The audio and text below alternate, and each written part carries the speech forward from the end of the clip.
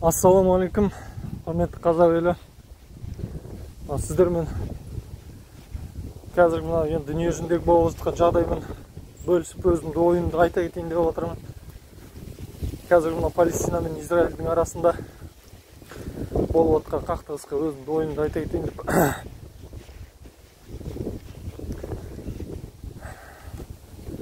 Қазір дүние жүзі біліп келе жатыр ғой, ақырындап кім шындықта, кім шындық жақта, кім әділетсіздік жағында екенін дүние жүзі біліп жатыр.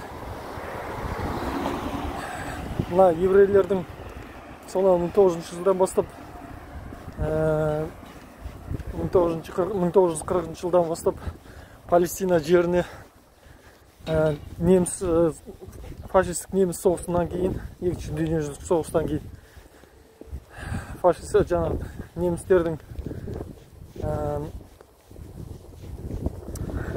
еврейлерді қудалағаннан кейін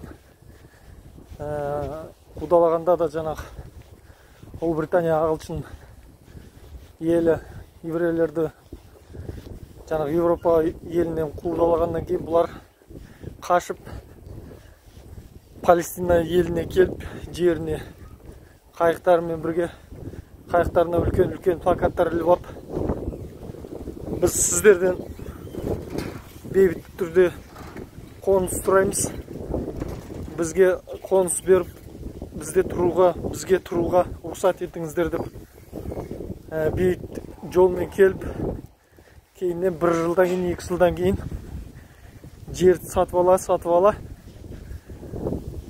Ол еврейлерге де дүние жүзіндегі жаңағындай Ротшильді деген, Рафаэллер деген неше түрлі бай еврейлер көмектесіп, содан барып олар сөйтіп Палестинадан жер сатып ала бастаған. Содан бір уақыттың арасында басқа да еврейлерді қолдайтын мемлекеттердің арқасында олар қару-жарақтармен қамтамасыз етіп, кейін әскери көтеріліс жасап, Палестинадан рұқсатсыз және де күшпен Палестинаның жерлерін тартып ала бастады. Тартып ала бастап, содан кейін барып, осы уақытқа дейін олар Палестинаға күш көрсетіп, Палестинаға зияндық, зұлымдық жасап келе жатыр. Бірақ та бұрынғы кездері оны байқамаған себебіміз, ол кездері интернет қатты дамымаған болатын. Ол кезде ешқандай жаңағындай мына средства массовой информация дейді смилар, яғни ақпарат көздерінің бәрі бұл Палестинада болған жағдайларды тек бір бетке ғана көрсеткен болатын. Яғни еврейлерге жаңағындай жабылып жатыр, еврейлерге тиісіп жатыр деген сияқты. Еврейлер оның үстіне өздерімен сонымен қоймай, ол жаңағы Палестинаның құтқару әскерін террористік әскер деп ат қойып алған. Және соны бүткіл дүние жүзіне мұсылман мемлекеттерді, мұсылман Палестинаның әскерін террористік әскер деп ат қойып қойған болатын. Содан кейін қазір дүние жүзінің бәрі қазір уақытта интернетпен не қанша көрсетіп не жатса да, Палестина мен Хамасты террорист ретінде барлығы солай ойлайды да, солай көреді да. Бірақ та қанша дегенмен де бәрібір де ақиқат ол деген суп түрінде жатпайды дегендей, бәрібір де ол деген әшкерленіп жатыр. Құдайға шүкір. Енді қазір өздеріңіз қарасаңыздар, ол Израильға 83 мемлекет көмектесуге жұмылып жатыр. Өздерінің көмек қолын созуға дайын екенін айтып жатыр. Осы орайда айта кетейін деген бұл жаңағыда айтылғандай бір уақыт келеді, ол уақытта мұсылмандармен кәпір соғысатын болады. Олар соғысқан кезде мұсылмандарға қарсы 80 мемлекеттің туы қарсы тұрады деген. Сол уақытында келіп қалған осы жерде айта кетсек те болады негізінде. Сонда енді 83 мемлекет Америка бар, Европалық Евроодақтың мемлекеттер бар. Онымен қоймай, кеше ғана Украинаның қазіргі президенті Зеленскийдің өзі де Израильға көмек беруге дайын екенін айтып көрсетіп берді. Сондықтан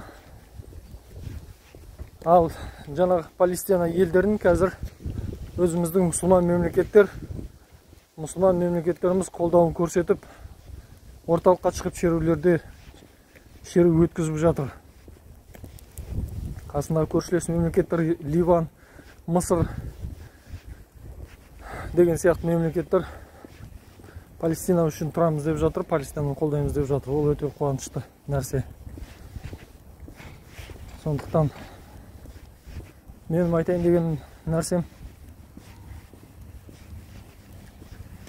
ол Палестинаны не үшін бәрі қолдап, сонша не үшін бәрі жақтап жатыр десеңіздер, Аль-Ақса мешіті, Иерусалимдағы Аль-Ақса мешіті.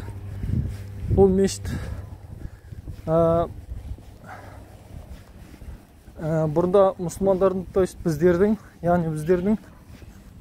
бірінші қыбламыз деп саналатын. Кейіннен пайғамбарымыз Мұхаммедке уахи келіп, ол жаңағы Иерусалим емес Аль-Ақса мешітінен қазіргі Меккеге ауыстыру керек деген сонда уақи келгеннен кейін қазіргі уақытта біздің қыбламыз қасиетті Қағба, Меккедегі Қаратас. Сол жаққа қарап, қыблаға біз қарап ғибадат құлшылығымызды жасаймыз. Сол үшін ол Иерусалим Аль-Ақса мешіті біз үшін қасиетті, мұсылман мемлекеттеріне қасиетті орын болып саналынады. Оның үстіне бұрынғы Библиядан алсаңыздар да, қасиетті Құран кәрімнен алсаңыздар да, ол Иерусалим киелі жер болып саналады. Ол жерде біраз тарихи жағдайлар өткен болатын. Сондықтан ол жерлер бізге өте қасиетті болып саналады.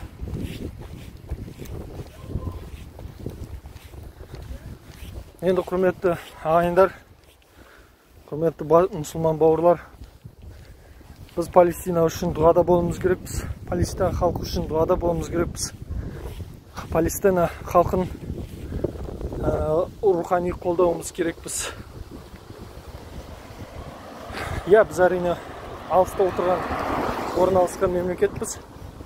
Бірақ та Дагестан, Чеченстан мемлекеттерінің жаңалықтар топтамасын соған нелерін көрсек, парақшаларын қарасақ, олар өте күшті қолдап жатыр Палестина мемлекетін. Сондықтан ағайындар, біз мұсылман бір-бірімізді қолдап, бір-біріміз үшін дұғада болуымыз керекпіз. Аллах Тағала Қазақстанымызды сыртқы жаудан, ішкі даудан сақтасын. Еліміз аман, жұртымыз тыныш болсын. Қалайық. Ассаламу алейкум ва рахматуллахи ва баракатух. Аман есен болайық ағайындар.